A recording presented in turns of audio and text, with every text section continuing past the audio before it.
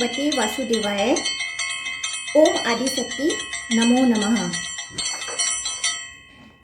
दत्तात्रेय जी के जन्म प्रसंग में एक पतिव्रता ब्राह्मणी तथा अनसुया जी का चरित्र। पिता बोले, बेटा तुमने अत्यंत हेय संसार के व्यवस्थित स्वरूप का वर्णन किया, जो घटी यंत्र की भांति निरंतर आवागमनशील और प्रवाह रूप से अविनाशी है। इस प्रकार मैंने इसके स्वरूप को भली भांति समझ लिया है। ऐसी स्थिति में अब मुझे क्या करना चाहिए, यह बताओ। पुत्र सुमिति ने कहा, पिताजी यदि आप शंका छोड़कर मेरे वचनों में पूर्ण श्रद्धा रखते हैं तो मेरी राय यह है कि आप गृहस्थ आश्रम का परित्याग करके वानप्रस्थ के नियमों का पालन कीजिए। वानप्रस्थ आश्रम के कर्तव्य का भली भांति अनुष्ठान करके फिर आहवनीय आदि अग्नियों का संग्रह भी छोड़ दीजिए और आत्मा बुद्धि को आत्मा में लगाकर द्वंद्व रहित एवं परिग्रह शून्य हो जाइए। एकांत में रहते हुए अपने मन को वश में कीजिए और आलस्य छोड़कर भिक्षु सन्यासी का जीवन व्यतीत कीजिए। सन्यास आश्रम में योग परायण होकर बाहरी विषयों के संपर्क से अलग हो जाइए। इससे आपको उस योग की प्राप्ति होगी जो दुख संयोग को दूर करने की औषधि, मोक्ष का साधन, तुलना रहित, अनिर्वचनीय एवं असंग है और जिसका संयोग प्राप्त होने पर आपको फिर संसारी जीवों के संपर्क में नहीं आना पड़ेगा। पिता बोले, बेटा अब तुम मुझे मोक्ष के साधन भूत उस उत्तम योग का उपदेश दो जिससे मैं फिर संसारी जीवों के संपर्क में आकर ऐसा दुख न उठाऊं। यद्यपि आत्मा स्वभावतः सब प्रकार के योग से रहित है, तो भी जिस संयोग से आसक्त होने पर मेरे आत्मा का सांसारिक बंधनों से योग न हो, उसी योग को इस समय मुझे बताओ। संसार रूपी सूर्य के प्रचंड ताप की पीड़ा से मेरे शरीर और मन दोनों सूख रहे हैं। तुम ब्रह्मा ज्ञान रूपी जल की शीतलता से युक्त अपने वचन रूपी सलिल से इन्हें सींच दो। मुझे अविद्या रूपी काले नाग ने डस लिया है, मैं उसके विष से पीड़ित होकर मर रहा हूँ। तुम अपने वचनामृत से मुझे पुनः जीवित कर दो।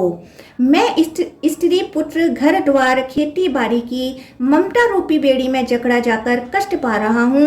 तुम प्रिय एवं उत्तम भाव से युक्त विज्ञान द्वारा इस बंधन को खोलकर मुझे शीघ्र मुक्त करो।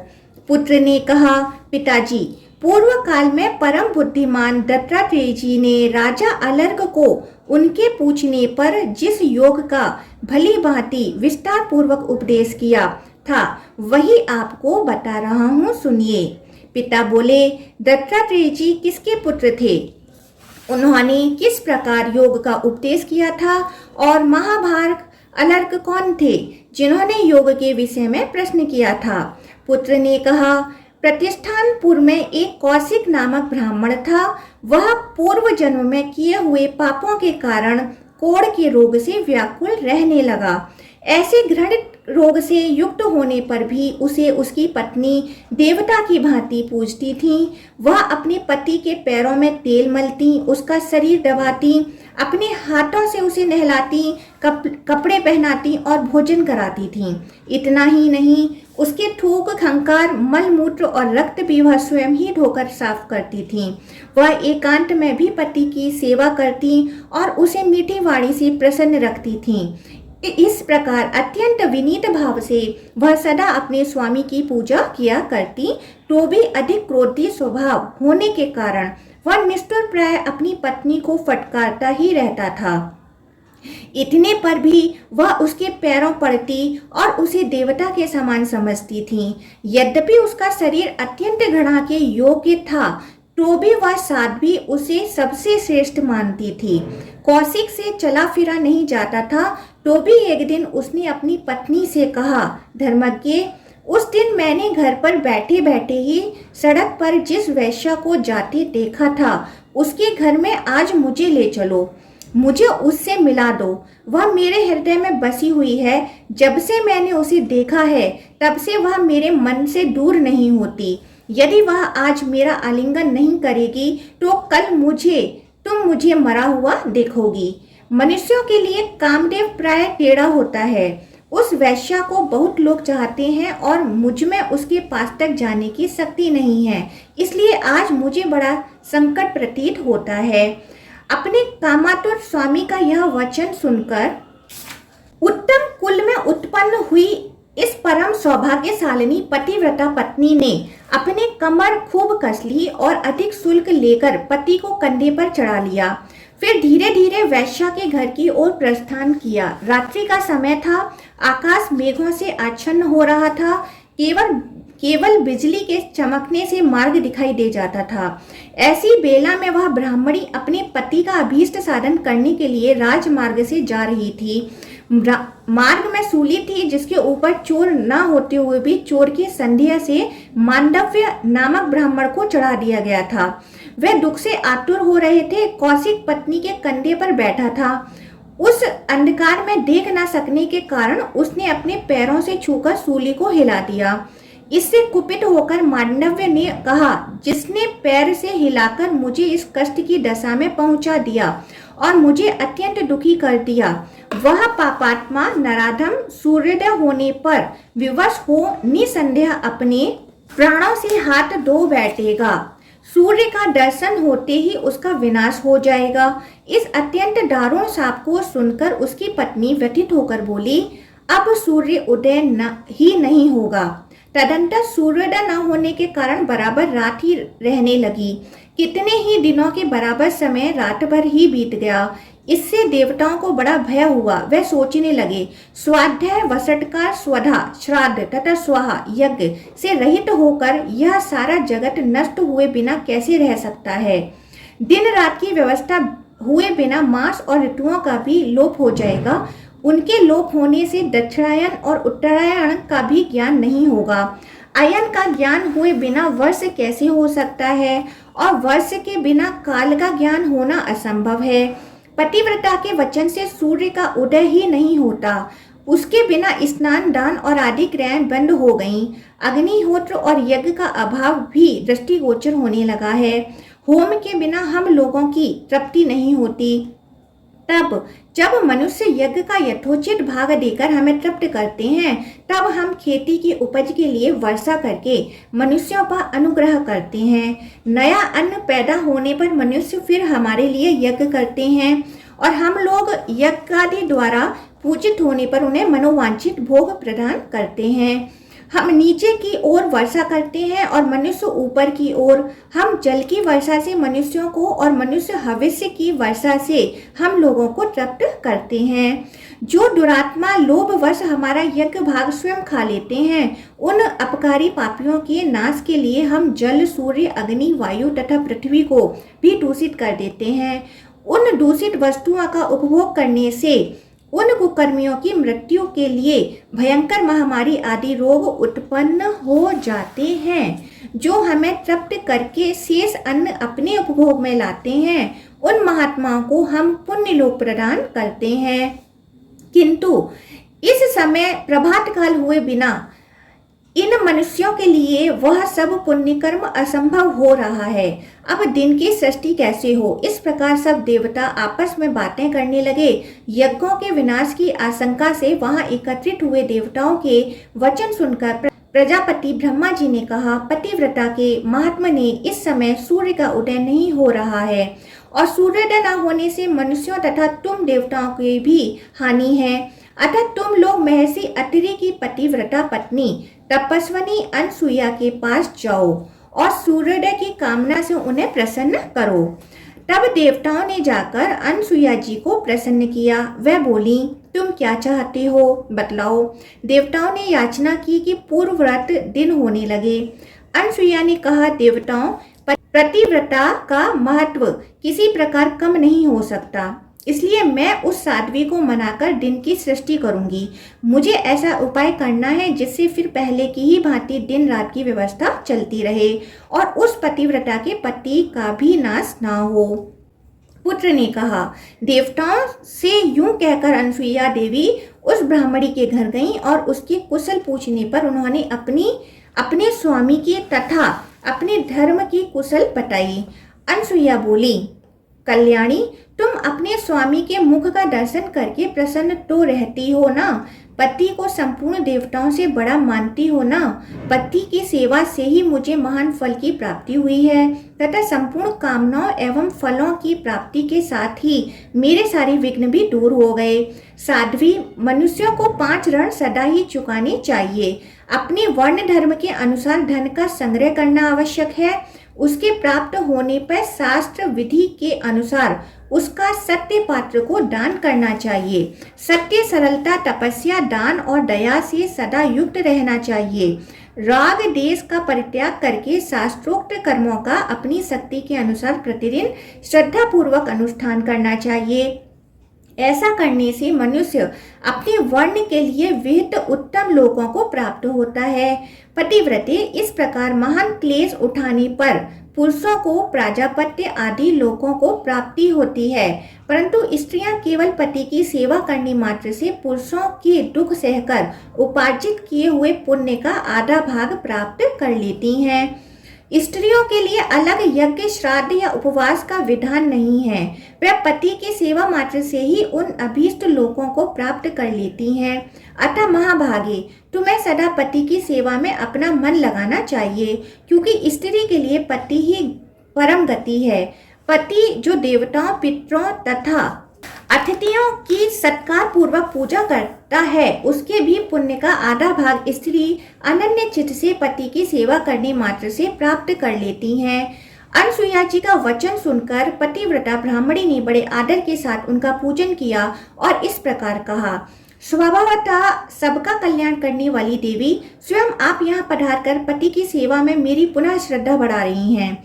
इससे मैं धन्य हो गई। यह आपका मुझ पर बहुत बड़ा अनुग्रह है। इसी से देवताओं ने भी आज मुझ पर कृपा दृष्टि की है। मैं जानती हूँ कि स्त्रियों के लिए पति के समान दूसरी कोई गति नहीं है। पति में किया हुआ प्रेम यह लोक और परलोक में भी उपकार करने वाला होता है। यशस्वनी, पति के प्रसाद से ही नारी इस लोक और परलोक में भी सुख पाती है, क्योंकि पति ही नारी का देवता है। महाभागे, आज आप मेरे घर पधारी हैं। मुझसे अथवा मेरे इन पतिदेव से आपका जो भी कार्य हो उसे बताने की कृपा करें।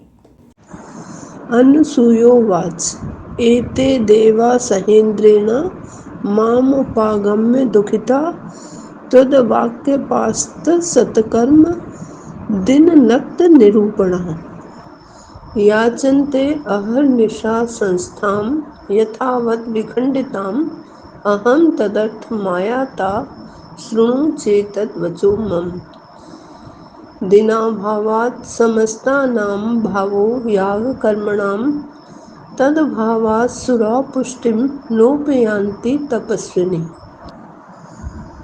अहन्निश्चैव समुच्छेदादुच्छेदः सर्वकर्मणां तदुच्छेदाद् नावृष्ट्या जगदुच्छेदमिष्यति तत्त्वमिच्छसि चेदेत जगदुद्धः तु मापतः प्रसीद साध्वी लोकानां पूर्ववत् वर्ततां रवि। अनसुईया बोली, देवी, तुम्हारे वचन से दिन रात की व्यवस्था का लोप हो जाने के कारण शुभ कर्मों का अनुष्ठान बंद हो गया है। इसलिए ये इंद्र आदि देवता मेरे पास दुखी होकर आए हैं और प्रार्थना करते हैं कि दिन रात की व्यवस्था पहले की तरह अखंड रूप से चलती रहे। मैं इसी के लिए तुम्हारे पास आई हूँ। मेरी यह बात सुनो। दिन न होने से समस्त यज्ञ कर्मों का अभाव हो गया है और यज्ञों के अभाव से देवताओं की पुष्टि नहीं हो पाती है। अतः तपस्विनी, दिन के नाश से समस्त शुभ कर्मों का नाश हो जाएगा और उनके नाश से वृष्टि में बाधा पड़ने के कारण इस संसार का ही उच्छेद हो जाएगा। अतः यदि तुम इस जगत को आपत्ति से बचाना चाहती हो तो संपूर्ण लोकों पर दया करो, जिससे पहले की भांति सूर्योदय हो। ब्राह्मण्योवाच माण्डव्येन महाभागे शक्तो भर्ता ममेश्वरः सूर्योदयविनाशं त्वं प्राप्स्येत्येति मन्युना। ब्राह्मणी ने कहा, महाभागे, मांडव्य ऋषि ने अत्यंत क्रोध में भरकर मेरे स्वामी मेरे ईश्वर को शाप दिया है कि सूर्योदय होते ही तेरी मृत्यु हो जाएगी। अनुसूयोवाच यदि वा रोचते भद्रे ततः त्वद्वचनात् करोमि पूर्वदेहं भर्तारं च नवं तव। मया हि सर्वथा स्त्रीणां माहात्म्यं वरवर्णिनि पतिव्रतानां माराध्यमिति सम्मानयामि ते। अनुसुईया बोली, कल्याणी, यदि तुम्हारी इच्छा हो और तुम कहो तो मैं तुम्हारे पति को पूर्व व्रत शरीर एवं नई स्वस्थ अवस्था का कर दूंगी। सुंदरी, मुझे पतिव्रता स्त्रियों के महात्म का सर्वथा आदर करना है, इसलिए तुम्हें मनाती हूँ। पुत्रोवाच तथेत्युक्ते तया सूर्यमाजुहाव तपस्विनी अनुसूर्या अर्घ्यं मुद्यम्य दशरात्रे तदा निशि। ततो विवस्वान् भगवान् हुल्व पद्मारुणाकृति शैलराजान् मुदयमारु रोहोरुमण्डला समनन्तरमेवास्या भर्ता प्राणैर्व्ययुज्यत पपात च महीपृष्ठे पतन्तं जगृहे च सा। पुत्र सुमति कहता है, ब्राह्मणी के तथास्तु कहकर स्वीकार करने पर तपस्विनी अनसुईया ने अर्घ हाथ में लेकर सूर्यदेव का आह्वान किया। उस समय तक 10 दिनों के बराबर रात बीत चुकी थी। तदंतर भगवान सूर्य खिले हुए कमल के समान अरुण आकृति धारण किए अपने महान मंडल के साथ गिरिराज उदयाचल पर आरूढ़ हुए। सूर्यदेव के प्रकट होते ही ब्राह्मणी का पति प्राणहीन होकर पृथ्वी पर गिरा, किंतु उसकी पत्नी ने गिरते समय उसे पकड़ लिया। अनुसूयोवाच न विषादस्त्वया भद्रे कर्तव्य पश्य मे वनं पतिशुश्र्य वाप्तं तपसा किं चिरेण ते। यथा भर्तृसमं नान्यं पश्यं पुरुषं क्वचित् रूपतः शीलतो बुद्ध्या वाङ्माधुर्यादिभूषणैः। तेन सत्येन विप्रोऽयं व्याधिमुक्तः पुनर्युवा प्राप्नोतु जीवितं भार्या सहाय शरदां शतम्। यथा भर्तृसमं नान्यमहं पश्यामि दैवतं तेन सत्येन विप्रोऽयं पुनर्जीवत्वनामयः। कर्मणा मनसा वाचा भर्तुराराधनं प्रति यथा ममोद्यमो नित्यं तथायं जीवत्तात द्विजा। अनसुईया बोली, भद्रे, तुम विषाद न करना। पति की सेवा से जो तपोबल मुझे प्राप्त हुआ है उसे तुम अभी देखो, विलंब की क्या आवश्यकता। मैंने जो रूपशील, बुद्धि एवं मधुर भाषण आदि सद्गुणों में अपने पति के समान दूसरे किसी पुरुष को कभी नहीं देखा है, उस सत्य के प्रभाव से यह ब्राह्मण रोग से मुक्त हो फिर से तरुण हो जाए और अपनी स्त्री के साथ 100 वर्षों तक जीवित रहे। यदि मैं स्वामी के समान और किसी देवता को नहीं समझती तो उस सत्य के प्रभाव से यह ब्राह्मण रोग मुक्त होकर पुनः जीवित हो जाए। यदि मन, वाणी एवं क्रिया द्वारा मेरा सारा उद्योग प्रतिदिन स्वामी की सेवा के ही लिए होता है तो यह ब्राह्मण जीवित हो जाए। पुत्रोवाच ततो विप्र समुत्थस्थौ व्याधिमुक्तः पुनर्युवा स्वभावैर्भाषयन् विश्ववृन्दारकः इवाजरा। ततो अपतत् पुष्टिवृष्टैः देववाद्यादीनि स्वनः लेविरे च मुदं देवा अनुसूया मथा ब्रुवन। पुत्र कहता है, पिताजी, अनसुईया देवी के इतना कहते ही वह ब्राह्मण अपने प्रभाव से उस भवन को प्रकाशमान करता हुआ रोग मुक्त तरुण शरीर से जीवित हो उठा, मानो जरावस्था से रहित देवता हो। तदंतर दुदंबी आदि देवताओं के बाजों की आवाज के साथ वहां फूलों की वर्षा होने लगी। देवताओं को बड़ा आनंद मिला। वे अनसुईया देवी से कहने लगे, देवता बोले, कल्याणी, आपने देवताओं का बहुत बड़ा कार्य किया है। तपस्विनी, इससे प्रसन्न होकर देवता आपको वर देना चाहते हैं। आप कोई वर मांगें। अनसुईया ने कहा, यदि ब्रह्मा आदि देवता मुझ पर प्रसन्न होकर वर देना चाहते हैं, यदि आप लोगों ने मुझे वर देने के योग्य समझा है, तो मेरी यही इच्छा है कि ब्रह्मा, विष्णु और शिव मेरे पुत्र के रूप में प्रकट हों तथा अपने स्वामी के साथ मैं उस योग को प्राप्त करूं जो समस्त क्लेशों से मुक्ति देने वाला है। यह सुनकर ब्रह्मा, विष्णु और शिव आदि देवताओं ने एवमस्तु कहा और तपस्विनी अनसुईया का सम्मान करके वह सब के सब अपने धाम को चले गए। दत्तात्रेय के जन्म और प्रभाव की कथा।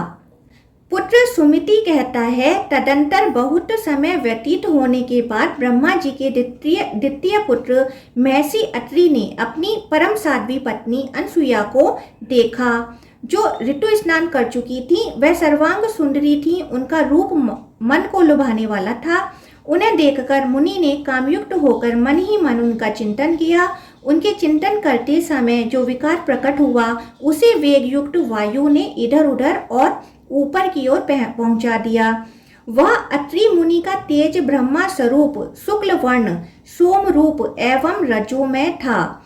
जब वह गिरने लगा तो उसे 10 दिशाओं ने ग्रहण कर लिया। वही प्रजापति अत्रि के मानस पुत्र चंद्रमा के रूप में अनसुईया से उत्पन्न हुआ, जो समस्त प्राणियों के जीवन का आधार है। भगवान विष्णु ने संतुष्ट होकर अपने श्री विग्रह से सत्वमय तेज को प्रकट किया। उसी से दत्तात्रेय जी का जन्म हुआ। भगवान विष्णु ने ही दत्तात्रेय के नाम से प्रसिद्धि प्राप्त करके अनसुईया का स्तनपान किया। वह अत्रि के द्वितीय पुत्र थे। हेह राज कृतवीर्य बड़ा उद्दंड था। उसने एक बार महर्षि अत्रि का अपमान कर दिया। यह देख अत्रि के तृतीय पुत्र दुर्वासा, जो अभी माता के गर्भ में ही थे, क्रोध में भरकर 7 ही दिनों में माता के उदर से बाहर निकल आए। गर्भवास जनित महान आयास तथा पिता के अपमान जनित दुख और अमर्ष से युक्त होकर वह हेह राज को तत्काल भस्म कर डालने को उद्यत हो गए थे। वह तमोगुण के उत्कर्ष से युक्त साक्षात भगवान रुद्र के अंश थे। इस प्रकार अनसुईया के गर्भ से ब्रह्मा, विष्णु और शिव के अंशभूत 3 पुत्र उत्पन्न हुए। चंद्रमा ब्रह्मा के अंश हुए थे। दत्तात्रेय श्री विष्णु भगवान के स्वरूप थे और दुर्वासा के रूप में साक्षात भगवान शंकर ने ही अवतार लिया था। देवताओं के वरदान देने के कारण ये तीनों देवता वहां प्रकट हुए थे। चंद्रमा अपनी शीतल किरणों से तृण, लता, वल्ली, अन्न तथा मनुष्यों का पोषण करते थे और करते हैं और सदा स्वर्ग में रहते हैं। वे प्रजापति के अंश हैं। दत्तात्रेय दुष्ट दैत्यों का संहार करके प्रजा की रक्षा करते हैं। वह शिष्ट जनों पर अनुग्रह करने वाले हैं। उन्हें भगवान विष्णु का अंश जानना चाहिए। दुर्वासा अपमान करने वालों को भस्म कर डालते हैं। वह शरीर, दृष्टि, मन और वाणी से भी उद्धत स्वभाव के हैं और रुद्र भाव का आश्रय लेकर रहते हैं। इस प्रकार प्रजापति महर्षि अत्रि ने स्वयं ही चंद्रमा को प्रकट किया। श्री विष्णु रूप दत्तात्रेय जी योगस्थ रहकर विषयों का अनुभव करने लगे। दुर्वासा अपने पिता माता को छोड़कर उन्मत्त नामक उत्तम व्रत का आश्रय ले पृथ्वी पर विचरने लगे। कुछ काल बीतने के पश्चात जब राजा कृतवीर्य स्वर्ग को पधारे और मंत्रियों, पुरोहितों तथा पूर्ववासियों ने राजकुमार अर्जुन को राज अभिषेक के लिए बुलाया, तब उसने कहा, मंत्रियों, जो भविष्य में नरक को ले जाने वाला है वह राज्य में नहीं ग्रहण करूंगा। जिसके लिए प्रजाजनों से कर लिया जाता है, उस उद्देश्य का पालन न किया जाए तो राज्य लेना व्यर्थ है।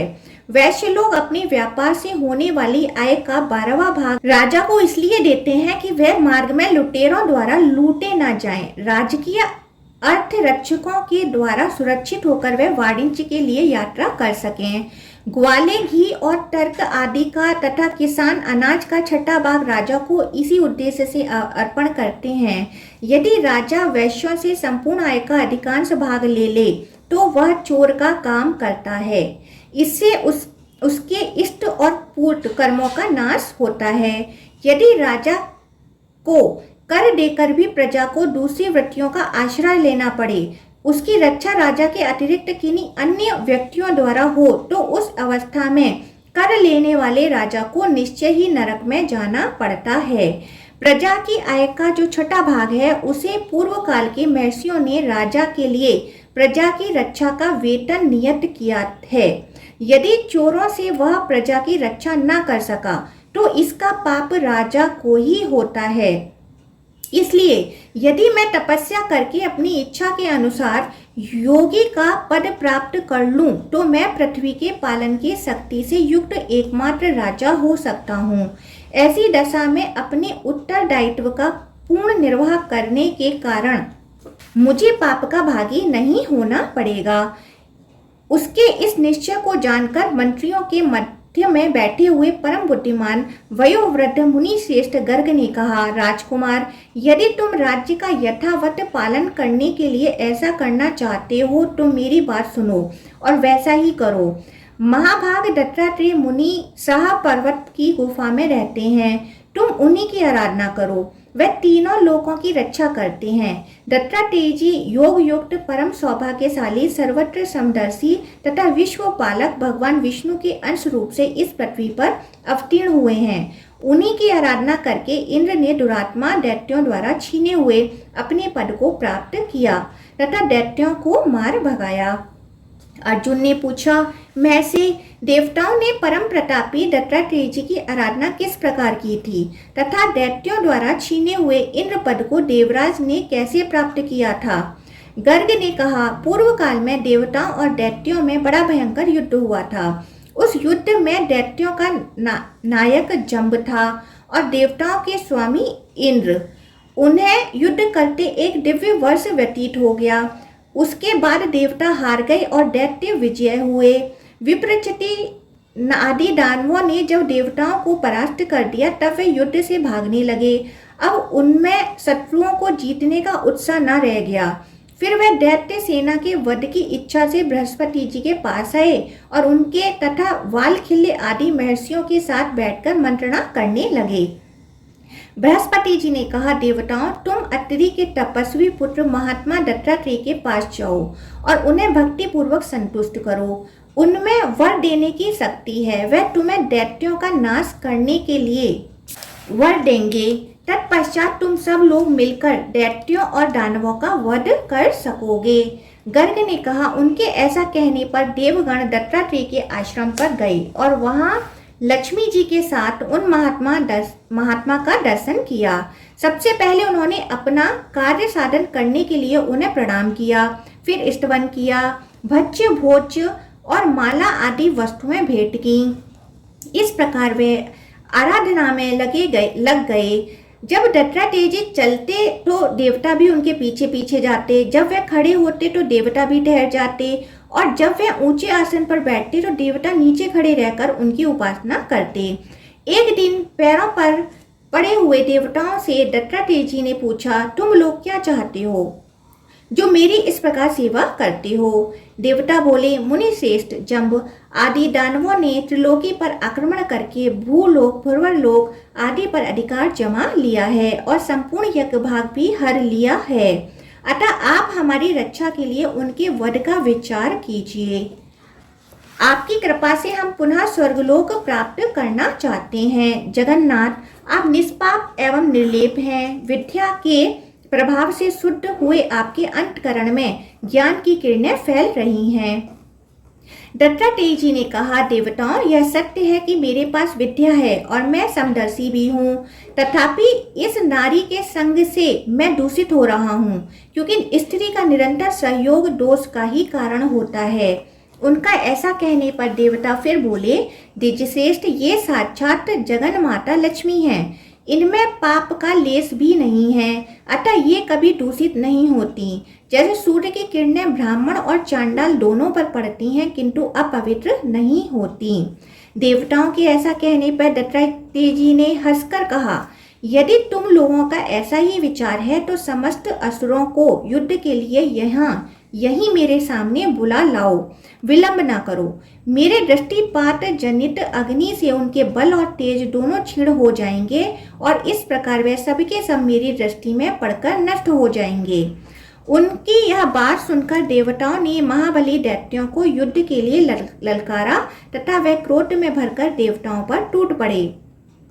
दैत्यों के मार खाकर देवता भय से व्याकुल हो गए और शरण पाने की इच्छा से शीघ्र ही भागकर दत्तात्रेय जी के आश्रम पर गए। दैत्य भी देवताओं को काल के गाल में भेजने के लिए उसी जगह जा पहुंचे। वहां उन्होंने महाबली महात्मा दत्तात्रेय जी को देखा। उनके वाम भाग में चंद्रमुखी लक्ष्मी जी विराजमान थीं, जो उनकी प्रिय पत्नी एवं संपूर्ण जगत के लोगों का कल्याण करने वाली हैं। वह सर्वांग सुंदरी लक्ष्मी स्त्री समुचित संपूर्ण उत्तम गुणों से विभूषित थीं और मीठी वाणी में भगवान से वार्तालाप कर रही थीं। उन्हें सामने देखकर दैत्यों के मन में उन्हें प्राप्त करने की इच्छा हो गई। वे अपने बढ़ते हुए काम के वेग को ना रोक सके। अब तो उन्होंने देवताओं का पीछा छोड़ दिया और लक्ष्मी जी को हर लेने का विचार किया। उस पाप से मोहित हो जाने के कारण उनकी सारी शक्ति क्षीण हो गई। वे आसक्त होकर आपस में कहने लगे, यह स्त्री त्रिभुवन का सारभूत रत्न है। यदि यह हमारी हो जाए तो हम लोग कृतार्थ हो जाएं। इसलिए हम सब लोग मिलकर इसे पालकी पर बिठा लें और अपने घर को ले चलें। यह विचार निश्चित हो गया। आपस में ऐसी बातें करके वह काम पीड़ित दैत्य आसक्ति पूर्वक वहां गए और लक्ष्मी जी को पालकी में बिठाकर उसे मस्तक पर ले अपने स्थान की ओर चल दिए। तब दत्तात्रेय जी ने हंसकर देवताओं से कहा, सौभाग्य से लक्ष्मी दैत्यों के सिर पर चढ़ गईं। अब तुम लोग बढ़ो, हथियार उठाकर इन दैत्यों का वध करो। अब इनसे डरने की आवश्यकता नहीं है।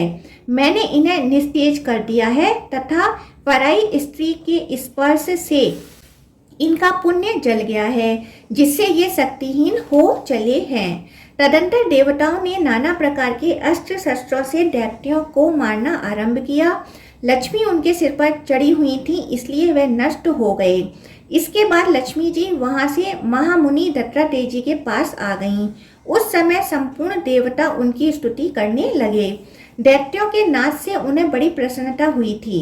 फिर परम बुद्धिमान दत्तात्रेय जी को प्रणाम करके देवता स्वर्ग में चले गए और पहले की भांति निश्चिंत होकर रहने लगे। राजन, यदि तुम भी इस प्रकार अपनी इच्छा के अनुसार अनुपम ऐश्वर्य प्राप्त करना चाहते हो तो तुरंत ही उनकी आराधना में लग जाओ। गर्ग मुनि की यह बात सुनकर राजा कार्तवीर्य ने दत्तात्रेय जी के आश्रम पर जा उनका भक्ति पूर्वक पूजन किया। वह उनके पैर दबाता, उनके लिए माला, चंदन, गंध, जल और फल आदि सामग्री प्रस्तुत करता, भोजन के साधन जुटाता और झूठन साफ करता था। इससे संतुष्ट होकर मुनि ने कार्तवीर्य से कहा, अरे भैया, तुम देखते हो मेरे पास यह स्त्री बैठी हुई है। मैं इसके उपभोग से निंदा का पात्र हो रहा हूँ, अतः मेरी सेवा तुम्हें नहीं करनी चाहिए। मैं कुछ भी करने में असमर्थ हूँ। तुम अपने उपकार के लिए किसी शक्तिशाली पुरुष की आराधना करो। उनके इस प्रकार कहने पर कार्तवीर्य अर्जुन को गर्ग जी की बात का स्मरण हो आया। उसने दत्तात्रेय जी को प्रणाम करके कहा, अर्जुन बोला, देव, आप अपनी माया का आश्रय लेकर मुझे क्यों अपनी माया में डाल रहे हैं? आप सर्वथा निष्पाप हैं। इसी प्रकार ये देवी भी संपूर्ण जगत की जननी है। अर्जुन के यूं कहने पर भगवान ने संपूर्ण भूमंडल को वश में करने वाले महाभाग कार्तवीर्य से कहा, राजन, तुमने मेरे गुण रहस्य का कथन किया है, इसलिए मैं तुम पर बहुत संतुष्ट हूँ। तुम कोई वर मांगो। कार्तवीर्य ने कहा, देव, यदि आप मुझ पर प्रसन्न हैं तो मुझे ऐसी उत्तम ऐश्वर्य शक्ति प्रदान कीजिए जिससे मैं प्रजा का पालन करूं और अधर्म का भागी न बनूं। मैं दूसरों के मन की बात जान लूं और युद्ध में कोई मेरा सामना न कर सके। युद्ध करते समय मुझे 1000 भुजाएं प्राप्त हों, किंतु वह इतनी हल्की हों जिससे मेरे शरीर पर भार न पड़े। पर्वत, आकाश, जल, पृथ्वी और पाताल में मेरी अबाध गति हो। मेरा वध मेरी अपेक्षा श्रेष्ठ पुरुष के हाथ से हो। यदि कभी भी मैं कुमार्ग के मैं प्रवृत्त हूँ तो मुझे सन्मार्ग दिखाने वाला उपदेशक प्राप्त हो। मुझे श्रेष्ठ अतिथि प्राप्त हो और निरंतर दान करते रहने पर भी मेरा धन कभी क्षीण न हो। मेरे स्मरण करने मात्र से संपूर्ण राष्ट्र में धन का अभाव दूर हो जाए तथा आप में मेरी अनन्य भक्ति बनी रहे। दत्तात्रेय जी बोले, तुमने जो जो वरदान मांगे हैं वह सब तुम्हें प्राप्त होंगे। तुम मेरे प्रसाद से चक्रवर्ती सम्राट होगे। सुमति कहते हैं, तदंतर दत्तात्रेय जी को प्रणाम करके अर्जुन अपने घर गया और समस्त प्रजा एवं अमात्य वर्ग के लोगों को एकत्रित करके उसने राज्य अभिषेक ग्रहण किया। उसके अभिषेक के लिए गंधर्व, श्रेष्ठ अप्सराएं, वशिष्ठ आदि महर्षि, मेरु आदि पर्वत, गंगा आदि नदियां और समुद्र, पाकर आदि वृक्ष, इंद्र आदि देवता, वासुकी आदि नाग, गरुण आदि पक्षी तथा नगर एवं जनपद के निवासी भी आए थे। श्री दत्तात्रेय जी की कृपा से अभिषेक की सब सामग्री अपने आप जुट गई थी। फिर तो ब्रह्मा आदि देवताओं ने होम के लिए अग्नि को प्रज्वलित किया तथा साक्षात नारायण स्वरूप श्री दत्तात्रेय जी एवं अन्य महर्षियों ने समुद्र और नदियों के जल से अर्जुन का राज्य अभिषेक किया। राज सिंहासन पर आसीन होते ही हेह नरेश ने अधर्म के नाश और धर्म की रक्षा के लिए घोषणा कराई। दत्तात्रेय जी से उत्तम ऐश्वर्य शक्ति पाकर वे बड़े शक्तिशाली हो गए थे। राजा की घोषणा इस प्रकार थी, आज से मुझको छोड़कर जो कोई भी शस्त्र ग्रहण करेगा अथवा दूसरों की हिंसा में प्रवृत्त होगा वह लुटेरा समझा जाएगा और मेरे हाथ से उसका वध होगा। ऐसी आज्ञा के जारी होने पर उस राज्य में महापराक्रमी नरश्रेष्ठ राजा अर्जुन को छोड़कर दूसरा कोई मनुष्य शस्त्र धारण नहीं करता था। स्वयं राजा ही गांव, पशुओं, खेती एवं द्विज जातियों की रक्षा करते थे। तपस्वियों तथा व्यापारियों के समुदाय की रक्षा भी वह स्वयं ही करते थे। लुटेरे, सर्प, अग्नि तथा शस्त्र आदि से भयभीत मनुष्यों का तथा अन्य प्रकार की आपत्तियों में मग्न हुए मानवों का वह स्मरण करने मात्र से तत्काल उद्धार कर देते थे। उनके राज्य में धन का अभाव कभी नहीं होता था। उन्होंने अनेक ऐसे यज्ञ किए जिनके पूर्ण होने पर ब्राह्मणों को प्रचुर दक्षिणाएं दी जाती थीं। उन्होंने कठोर तपस्या की और संग्राम में भी महान पराक्रम दिखाया। उनकी समृद्धि और बढ़ा हुआ सम्मान देखकर अंगिरा मुनि ने कहा, अन्य राजा लोग यज्ञ, दान, तपस्या अथवा संग्राम में पराक्रम दिखाने में राजा कार्तवीर्य की तुलना नहीं कर सकते। राजा अर्जुन ने जिस दिन दत्तात्रेय जी से समृद्धि प्राप्त की थी उस दिन के आने पर वह उनके लिए यज्ञ करता था और सारी प्रजा भी राजा को परम ऐश्वर्य की भांति हुई देख उस दिन एकाग्र चित्त से दत्तात्रेय जी का यजन करती थी। इस प्रकार चराचर गुरु भगवान विष्णु के स्वरूप भूत महात्मा दत्तात्रेय जी की महिमा का वर्णन किया गया। शंख, चक्र, गदा एवं सांग धनुष धारण करने वाले अनंत एवं अप्रमेय भगवान विष्णु के अनेक अवतार पुराणों में वर्णित हैं। जो मनुष्य उनके परम स्वरूप का चिंतन करता है वह सुखी होता है और संसार में उसका शीघ्र ही उद्धार हो जाता है। वह आदि अंत रहित भगवान विष्णु अधर्म के नाश और धर्म के प्रचार के लिए ही संसार की रक्षा और पालन करते हैं। अब मैं इसी प्रकार पितृभक्त राजश्री महात्मा अलर्क के जन्म का वृत्तांत बतलाता हूँ, क्योंकि दत्तात्रेय जी ने उन्हीं को योग का उपदेश दिया था। अलर्कोपाख्यान का आरंभ नाग कुमारों के द्वारा रथव ध्वज के पूर्व वृत्तांत का वर्णन। सुमति कहते हैं, पिताजी, प्राचीन काल की बात है। शत्रुजित नाम के एक महापराक्रमी राजा राज्य करते थे, जिनके यज्ञों में पर्याप्त सोम रस पान करने के कारण देवराज इंद्र बहुत संतुष्ट रहते थे। उनका पुत्र भी बुद्धि, पराक्रम और लावण्य में क्रमशः बृहस्पति, इंद्र और अश्विनी कुमारों की समानता करता था। वह राजकुमार प्रतिदिन अपने समान अवस्था, बुद्धि, बल, पराक्रम और चेष्टाओं वाले अन्य राजकुमारों से घिरा रहता था। कभी तो उनमें शास्त्रों का विवेचन और उनके सिद्धांतों का निर्णय होता था, कभी काव्य चर्चा, संगीत श्रवण और नाटक देखने आदि में समय व्यतीत होता था। राजकुमार जब खेल में लगते उस समय उन्हीं की अवस्था वाले बहुत से ब्राह्मण, क्षत्रिय और वैश्यों के बालक भी प्रेमवश वहां खेलने आ जाते थे। कुछ समय बीतने के पश्चात अश्वतर नामक नाग के 2 पुत्र नागलोक से पृथ्वी तल पर घूमने के लिए आए। उन्होंने ब्राह्मण के रूप में अपने को छिपा रखा था। वे देखने में बड़े सुंदर और तरुण थे। वहां जो राजकुमार तथा अन्य द्विज बालक खेलते थे, उनके साथ ही वे भी भांति भांति के विनोद करते हुए बड़े प्रेम से रहते थे। वे राजकुमार, वे ब्राह्मण, क्षत्रिय और वैश्यों के पुत्र तथा वे दोनों नागराज के बालक साथ ही साथ स्नान, अंग सेवा, वस्त्र धारण, चंदन का अनुलेप और भोजन आदि कार्य कराते थे। राजकुमार के प्रेम वर्ष नागराज के दोनों पुत्र प्रतिदिन बड़ी प्रसन्नता के साथ वहां आते थे। उनके साथ भांति भांति के विनोद, हास्य और वार्तालाप आदि करने से राजकुमारों को बड़ा सुख मिलता था। वे उन्हें साथ लिए बिना भोजन, स्नान, क्रीड़ा तथा शास्त्र चर्चा आदि कुछ भी नहीं करते थे। इसी प्रकार वे दोनों नागकुमार भी उनके बिना रसातल में लंबी सांसें खींचते हुए रात बिताते और दिन निकलते ही उनके पास पहुंच जाते थे। इस तरह बहुत समय बीत जाने के बाद एक दिन नागराज अश्वतर ने अपने दोनों बालकों से पूछा, पुत्रों, तुम दोनों का मृत्युलोक के प्रति इतना अधिक प्रेम किस कारण है? बहुत दिनों से दिन के समय तुम लोग पाताल में नहीं दिखाई देते, केवल रात में ही तुम्हें देख पाता हूँ। पुत्रों ने कहा, पिताजी, मृत्युलोक में राजा शत्रुजित के एक पुत्र हैं जिनका नाम रतवध्वज है। वे बड़े ही रूपमान, सरल, सूरवीर, मानी तथा प्रिय वचन बोलने वाले हैं। बिना पूछे ही वार्तालाप आरंभ करने वाले, वक्ता, विद्वान, मित्र भाव रखने वाले और समस्त गुणों के भंडार हैं। वह राजकुमार माननीय पुरुषों को सदा आदर देते हैं, बुद्धिमान एवं लज्जाशील हैं, विनय ही उनका आभूषण है। उनके अर्पण किए हुए उत्तम उपचार, प्रेम और भांति भांति के भोगों ने हमारा मन हर लिया है। उनके बिना नागलोक या भूलोक में कहीं भी हमें सुख नहीं मिलता। पिताजी, उनके वियोग से पाताल लोक की यह शीतल रजनी भी हमारे लिए संताप का कारण बनती है और उनका साथ होने से दिन के सूर्य भी हमें आहार प्रदान करते हैं।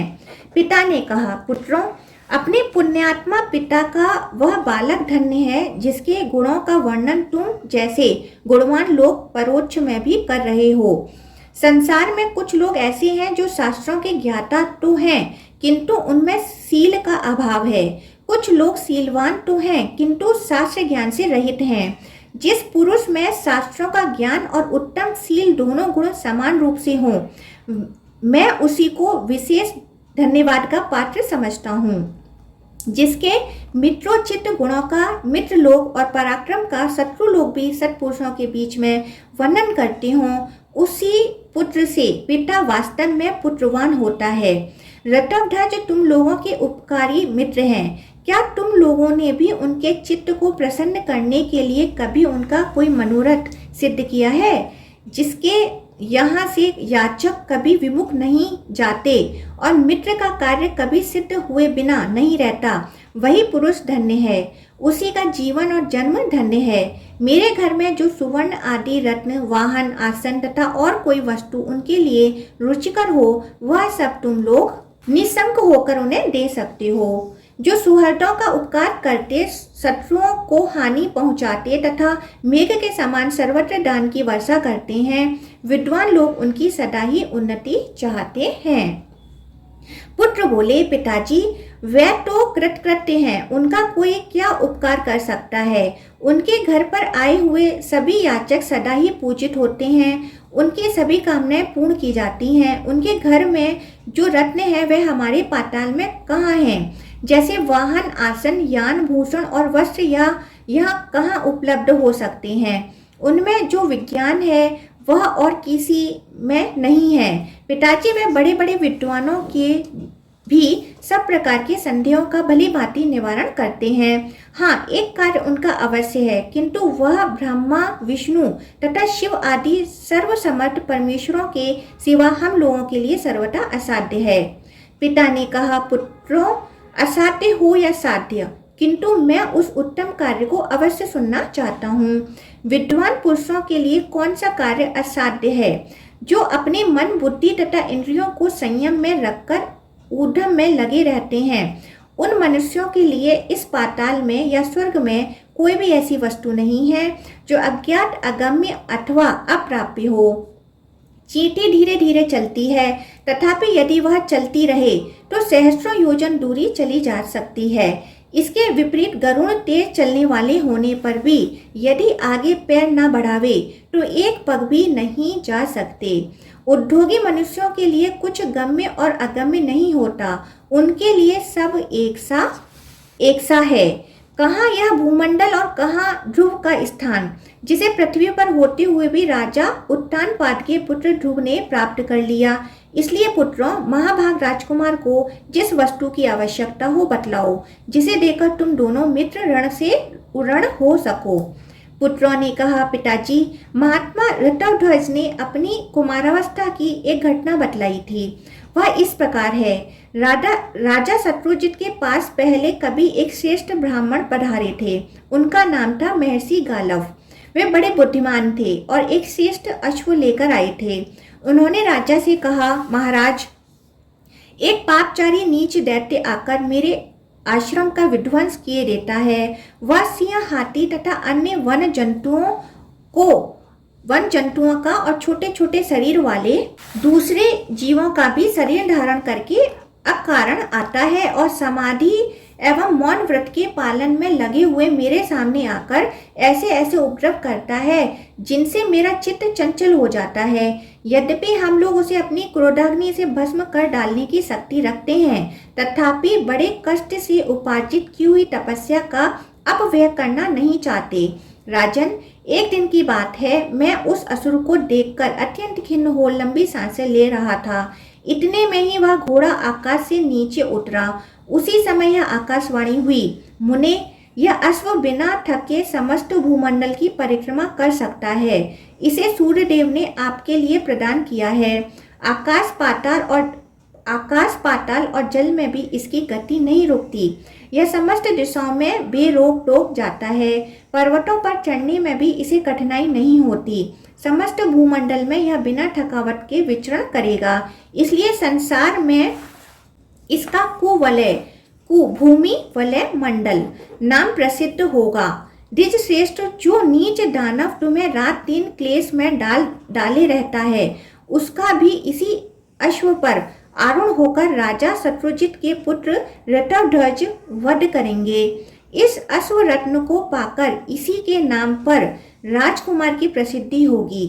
वह कुल्याश्व कहलाएंगे। राजन, उस आकाशवाणी के अनुसार मैं तुम्हारे पास आया हूँ। तपस्या में विघ्न डालने वाले उस दानव को तुम रोको, क्योंकि राजा भी प्रजा की तपस्या के अंश का भागी होता है। भूपाल, अब मैंने यह अश्व रत्न तुमको समर्पित कर दिया। तुम अपने पुत्र को मेरे साथ चलने की आज्ञा दो, जिससे धर्म का लोप न होने पाए। गाला मुनि के यूं कहने पर धर्मात्मा राजा ने मंगला आचार पूर्वक राजकुमार ऋतवध्वज को उस अश्वरत्न पर चढ़ाया और मुनि के साथ भेज दिया। गाला मुनि उन्हें साथ ले अपने आश्रम को लौट गए। पाताल केतु का वध और मदालसा के साथ ऋतवध्वज का विवाह। पिता ने पूछा, पुत्रों, महर्षि गालव के साथ जाकर राजकुमार ऋतवध्वज ने वहां जो कार्य किया उसे बतलाओ। तुम लोगों की कथा बड़ी अद्भुत है। पुत्रों ने कहा, महर्षि गालव के रमणीय आश्रम में रहकर राजकुमार ऋतवध्वज ने ब्रह्मावादी मुनियों के सब विघ्नों को शांत कर दिया। वीर कुल्याश्व गालव आश्रम में ही निवास करते हैं। इस बात को वह मंदोमत नीच दानव नहीं जानता था। इसलिए संध्या उपासना में लगे हुए गालव मुनि को सताने के लिए वह सूकर का रूप धारण करके आया। उसे देखते ही मुनि के शिष्यों ने हल्ला मचाया। फिर तो राजकुमार शीघ्र ही घोड़े पर सवार हो धनुष लेकर उसके पीछे दौड़े। उन्होंने धनुष को खूब जोर से खींचकर एक चमकते हुए अर्धचंद्राकार बाण से उसको चोट पहुंचाई। बाण से आहत होकर वह अपने प्राण बचाने की धुन में भागा और वृक्षों तथा पर्वत से घिरी हुई घनी झाड़ी में घुस गया। वह घोड़ा भी मन के समान वेग से चलने वाला था। उसने बड़े वेग से उस सुअर का पीछा किया। वारा रूपधारी दानव तीव्र वेग से भागता हुआ सहस्त्रों योजन दूर निकल गया और एक जगह पृथ्वी पर विवर के आकार में दिखाई देने वाले मेढक के भीतर बड़ी फुर्ती के साथ कूद पड़ा। इसके बाद शीघ्र ही अश्वरोही राजकुमार भी घोर अंधकार से भरे हुए उस भारी घड़े में कूद पड़े। उसमें जाने पर राजकुमार को वह सुअर नहीं दिखाई पड़ा, बल्कि उन्हें प्रकाश से पूर्ण पाताल लोक का दर्शन हुआ। सामने ही इंद्रपुरी के समान एक सुंदर नगर था, जिसमें सैकड़ों सोने के महल शोभा पा रहे थे। उस नगर के चारों ओर सुंदर चार दीवारें बनी हुई थी। राजकुमार ने उसमें प्रवेश किया, किंतु वहां उन्हें कोई मनुष्य नहीं दिखाई दिया। वे नगर में घूमने लगे। घूमते ही घूमते उन्होंने एक स्त्री को देखा, जो बड़ी उतावली के साथ कहीं चली जा रही थी। राजकुमार ने उससे पूछा, तू किसकी कन्या है? किस काम से जा रही है तू? सुंदरी ने कुछ उत्तर नहीं दिया। वह चुपचाप एक महल की सीढ़ियों पर चढ़ गई। रटोध्वज ने भी घोड़े को एक जगह बांध दिया और उसी स्त्री के पीछे पीछे महल में प्रवेश किया। उस समय उनके नेत्र आश्चर्य से चकित हो रहे थे। उनके मन में किसी प्रकार की शंका नहीं थी। महल में पहुंचने पर उन्होंने देखा, एक विशाल पलंग बिछा हुआ है, जो ऊपर से नीचे तक सोने का बना है। उस पर एक सुंदरी कन्या बैठी थी, जो कामना युक्त रति से जान पड़ती थी। चंद्रमा के समान मुख, सुंदर भौहें, कुंडरू के समान लाल होठ, छरहरा शरीर और नील कमल के समान उसके नेत्र थे। अनंगलता की भांति उस सर्वांग सुंदरी रमणी को देखकर राजकुमार ने समझा, यह कोई रसातल की देवी हैं। उस सुंदरी बाला ने भी मस्तक पर काले घुंघराले बालों से सुशोभित उभरी हुई छाती, स्थूल कंधों और विशाल भुजाओं वाले राजकुमार को देखकर साक्षात कामदेव ही समझा। उनके आते ही वह सहसा उठकर खड़ी हो गई, किंतु उसका मन अपने वश में न रहा। वह तुरंत ही लज्जा, आश्चर्य और दीनता के वशीभूत हो गई। सोचने लगी, ये कौन है? देवता, यक्ष, गंधर्व, नाग अथवा विद्याधर तो नहीं आ गए, या ये कोई पुण्यात्मा मनुष्य हैं? यूं विचार कर उसने लंबी सांस ली और पृथ्वी पर बैठकर सहसा मूर्छित हो गई। राजकुमार को भी कामदेव के बाणों का आघात सा लगा। फिर भी धैर्य धारण करके उन्होंने उस तरुणी को आश्वासन दिया और कहा, डरने की आवश्यकता नहीं। वह स्त्री जिसे उन्होंने पहले महल में जाते हुए देखा था, ताड़ का पंखा लेकर व्यग्रता पूर्वक हवा करने लगी। राजकुमार ने आश्वासन देकर जब उससे मूर्छा का कारण पूछा, तब वह बाला कुछ लज्जित हो गई। उसने अपनी सखी को सब बातें बता दी। फिर उस सखी ने उसकी मूर्छा का सारा कारण, जो राजकुमार को देखने से ही हुई थी, विस्तार पूर्वक कह सुनाया। वह स्त्री बोली, प्रभु, देवलोक में विश्वावसु नाम से प्रसिद्ध एक गंधर्वों के राजा हैं। यह सुंदरी उन्हीं की कन्या है। इसका नाम मदालसा है। वज्रकेतु दानव का एक भयंकर पुत्र है, जो शत्रुओं का नाश करने वाला है। वह संसार में पाताल केतु के नाम से प्रसिद्ध है। उसका निवास स्थान पाताल के ही भीतर है। एक दिन यह मदालसा अपने पिता के उद्यान में घूम रही थी। उसी समय उस दुरात्मा दानव ने विकारमयी माया फैलाकर इस असहाय बालिका को हर लिया। उस दिन मैं इसके साथ नहीं थी। सुना है आगामी त्रयोदशी को वह असुर इसके साथ विवाह करेगा, किंतु जैसे शूद्र वेद की श्रुति का अधिकारी नहीं है, उसी प्रकार वह दानव भी इस सर्वांग सुंदरी मेरी सखी को पाने के योग्य नहीं है। अभी कल की बात है, यह बेचारी आत्महत्या करने को तैयार हो गई थी। उस समय कामधेनु ने आकर आश्वासन दिया, बेटी, वह नीच दानव तुम्हें नहीं पा सकता। महाभागे, मृत्युलोक में जाने पर इस दानव को जो अपने बाणों से बींध डालेगा, वही तुम्हारा पति होगा। बहुत शीघ्र यह सुयोग प्राप्त होने वाला है। यह कहकर सुरभि देवी अंतर्धान हो गईं। मेरा नाम कुंडला है। मैं इस मदालसा की सखी, विंध्यवान की पुत्री और वीर पुष्करमाली की पत्नी हूँ। शुंभ ने मेरे स्वामी को मार डाला। तब से उत्तम व्रतों का पालन करती हुई दिव्य गति से भिन्न भिन्न तीर्थों में विचरती रहती हूँ। अब मैं परलोक सुधारने में लगी हूँ। दुष्टात्मा पाताल केतु आज वारा रूप धारण करके मृत्यु लोक में गया था। सुनने में आया है वहां मुनियों की रक्षा के लिए किसी ने उसको अपने बाणों का निशाना बनाया है। मैं इस बात का ठीक ठीक पता लगाने के लिए ही गई थी। पता लगाकर तुरंत लौट आई। सचमुच ही किसी ने इस अधम दानव को बाणों से बीन डाला है।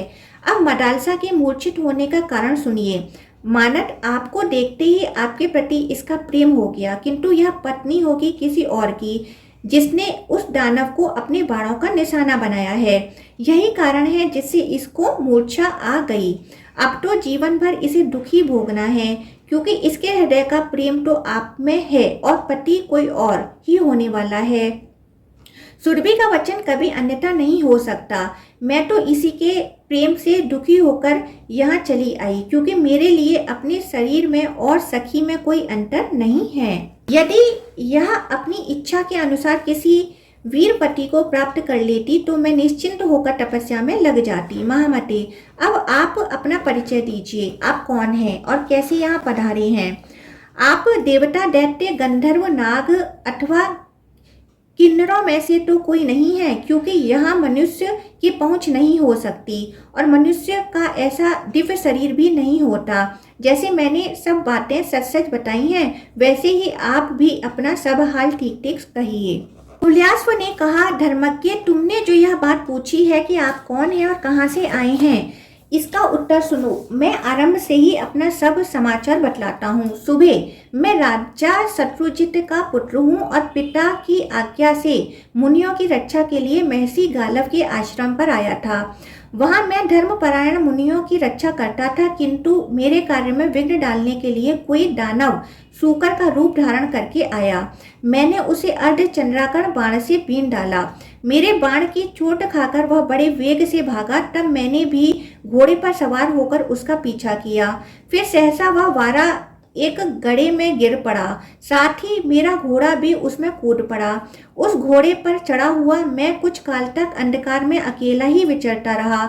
इसके बाद मुझे प्रकाश मिला और तुम्हारे ऊपर मेरी दृष्टि पड़ी। मैंने पूछा भी, किंतु तुमने कुछ उत्तर नहीं दिया।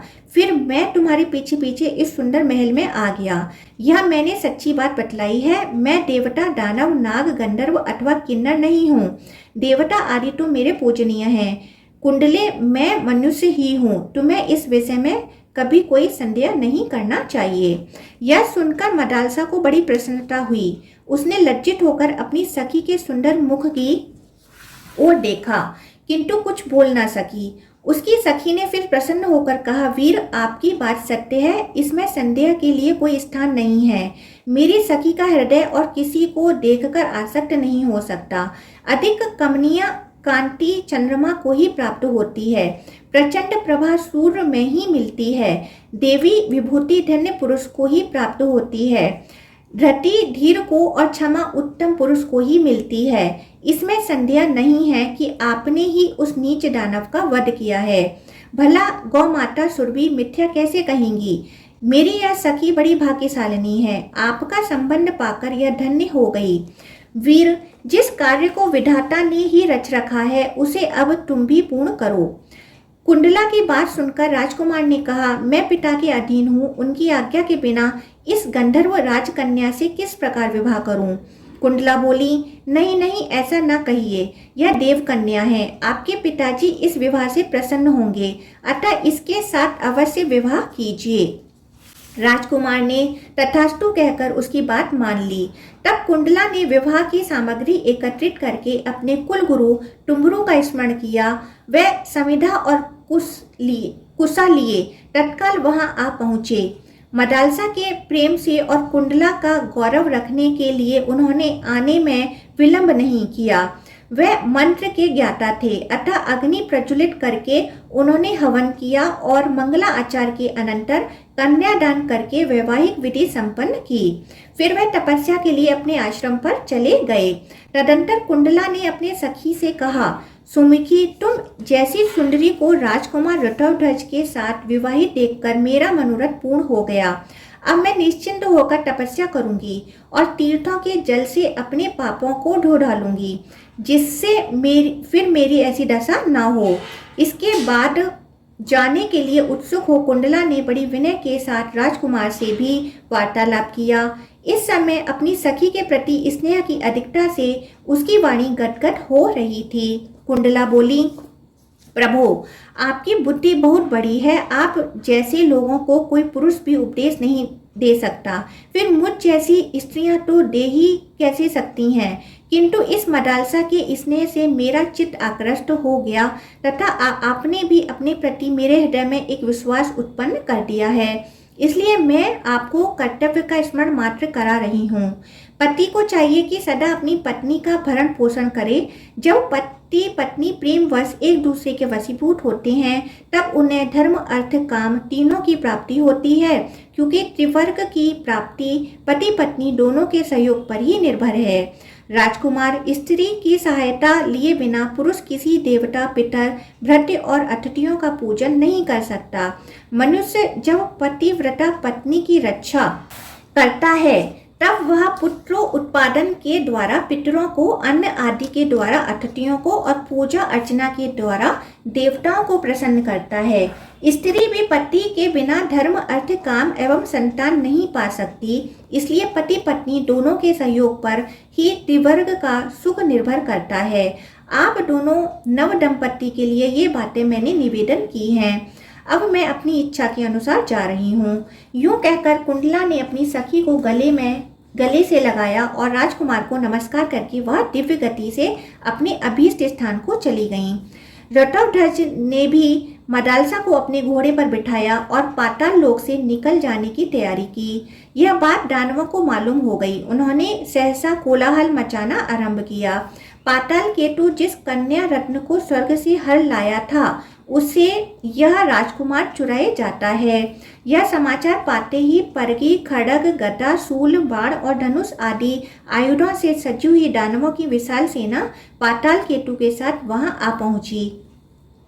उस समय खड़ा रह कहते हुए बड़े बड़े दानवों ने राजकुमार ऋतुध्वज पर बाणों और शूलों की वृष्टि आरंभ कर दी। राजकुमार भी बड़े पराक्रमी थे। उन्होंने हंसते हंसते बाणों का जाल सा फैला दिया और खेल खेल में ही दानवों के सब अस्त्र शस्त्र काट गिराए। क्षण भर में ही पाताल लोक की भूमि ऋतुध्वज के बाणों से छिन्न भिन्न हुए खड्ग, शक्ति, रष्टि और सहायकों से आच्छादित हो गई।